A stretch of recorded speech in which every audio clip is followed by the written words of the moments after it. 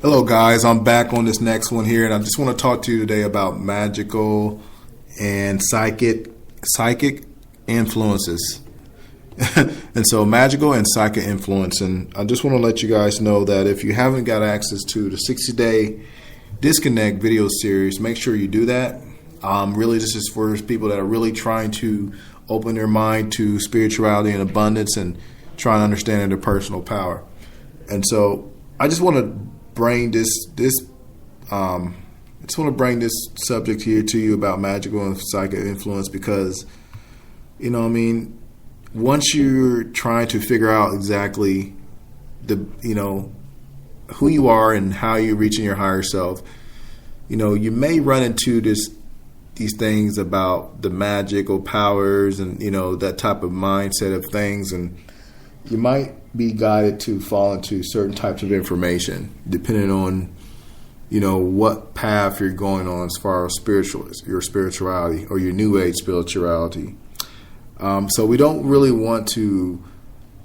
Now, this is what I see. I see a lot of people just going on this love and light tangent about, love and light and doing tarot card, angel card numbers and stuff like that.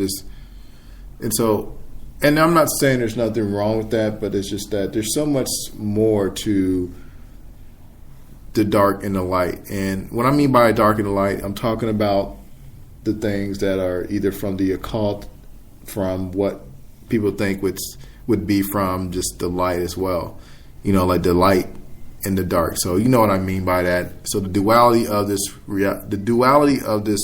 reality that we live in, it's really, you got to get out of the duality and get into the multidimensional.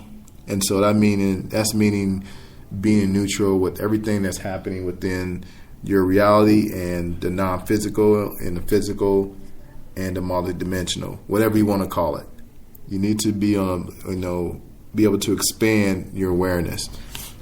Now, I want to get into what some of the things that I feel that as far as you being a divine being is things that you should actually understand and may even practice to enhance the point of you being in an expanded way of consciousness to reach your higher self and being, reaching a divinity within inside yourself of being a God, that God-like state.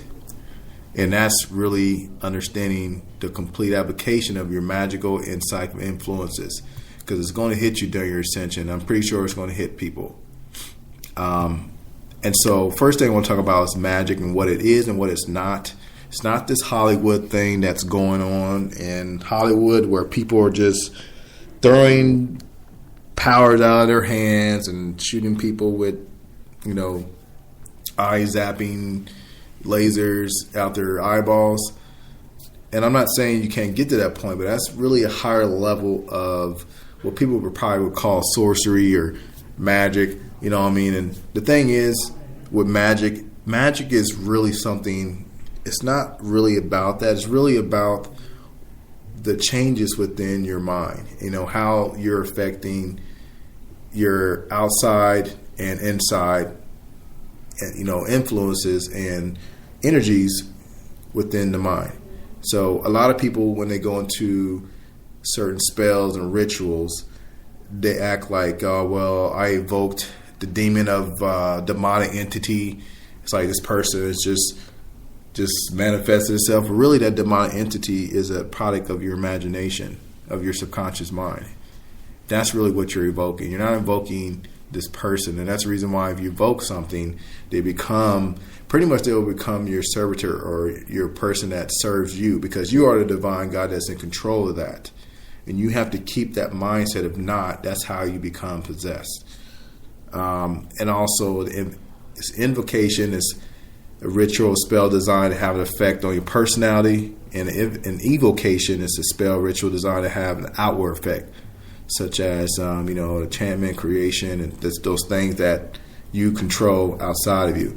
So again, all of these things are a product of your imagination. And the servitor is the thing that attends your social superior, which is you.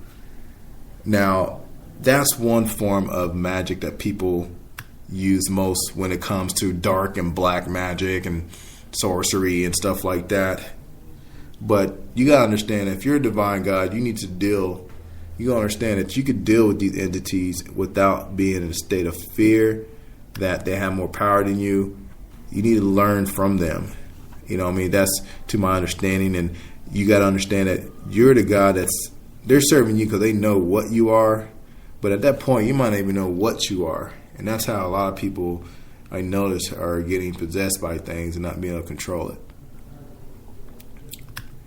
Now, one thing I want to talk about magic is that you don't have to do magic during your ascension.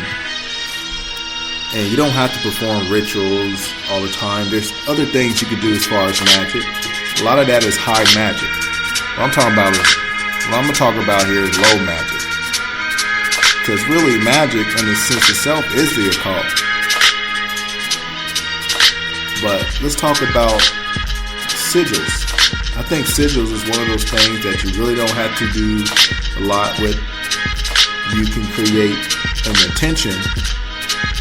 You write out your intention, cross out all the vowels in your intention, and you make a symbol that represents your intention.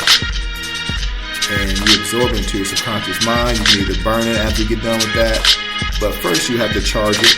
So when you're charging it, you're pretty much doing a source of magic.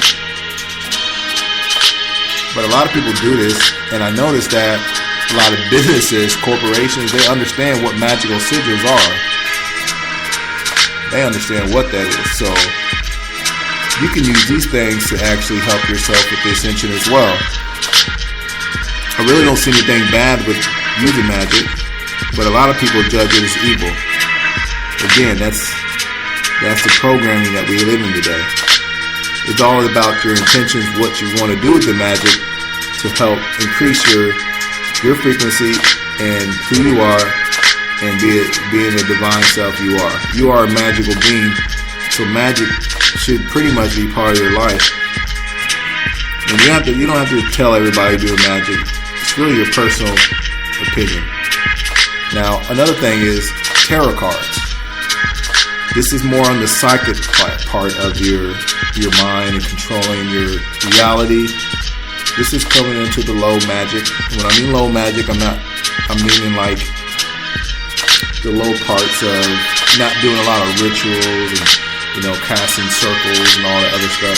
I mean like divination, understanding your intuition, soul travel, astral projection.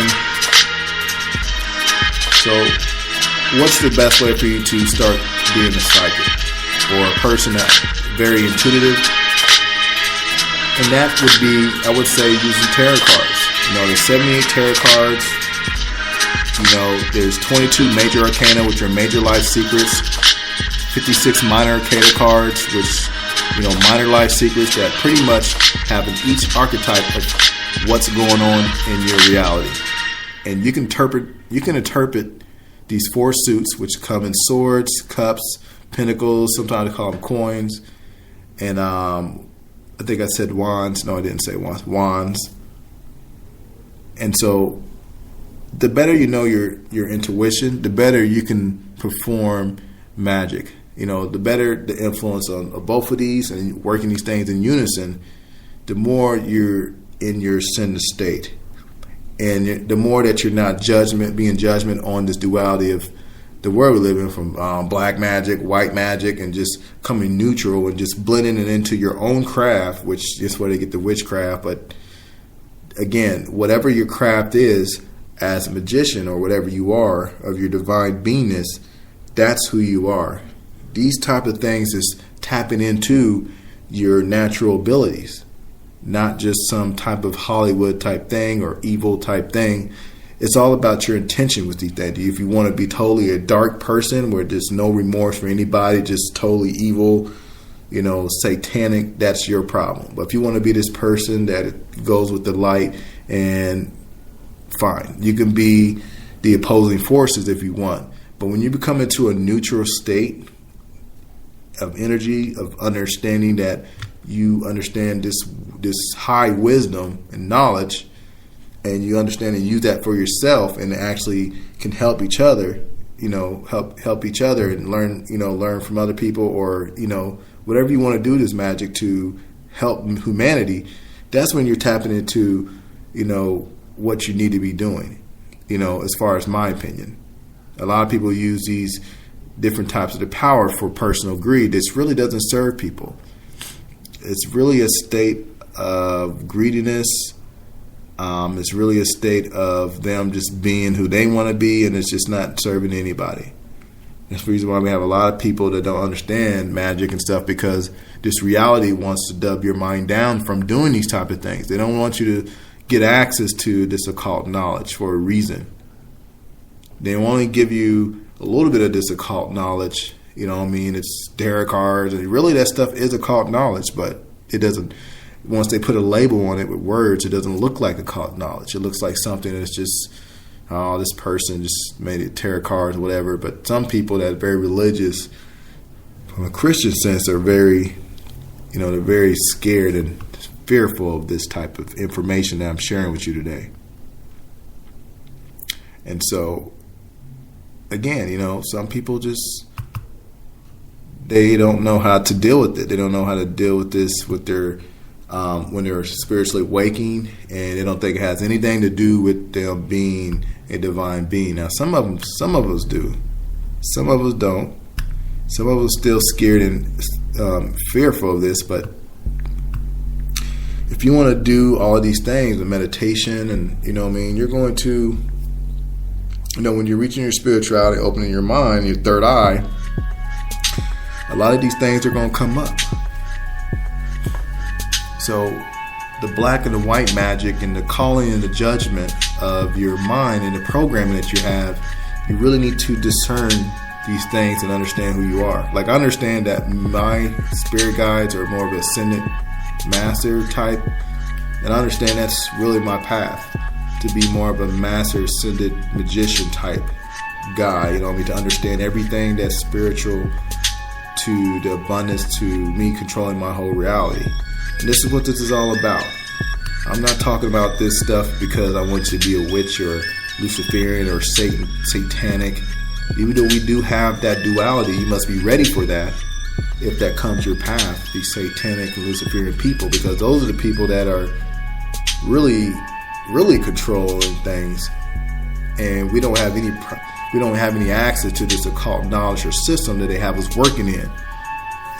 That's the reason why I need to share this information with you, to hope open you up and have another awakening about, your love and light tangent, or you being a light worker. You need to be more than just a light worker. You need to be the light that shines through everything and sees everything, but understands the darkness as well. There can't be light without darkness. But some people go dark, completely dark. They go completely dark, or whatever you will call it, evil, good, in this reality. But they don't use the information and the wisdom to meet, I would say to transmute something in the middle. Transmute yourself to something that's of a higher sense of self. And so again, we also have other psychic abilities that people can tap into without doing certain ritualistic things that people don't really, like low magic, because low magic is really associated with white and, natural magic, like telepath, clairvoyance, being able to see things, precognitions. With clairvoyance, you're seeing things happening elsewhere. You usually do that in tarot cards for certain people. Sometimes even mediumship, you're really channeling people. Really that's a natural thing, because you do pick up on certain things, different entities and deities. Some people channel other people and other spirits. Again, that's another part of your subconscious mind. You picking up energy. And we also got psychometry. When you pick up certain objects, you can get images in your mind and learn how to, interpret that. We got palm reading, you got runes, you got telekinesis. Some people are travelers, soul travel, astral projection. All of these things are natural magic that you have within inside yourself, because you are a divine being. So hope I just awaken you to a different state of thinking, because that's really what I wanted to do with this podcast series, because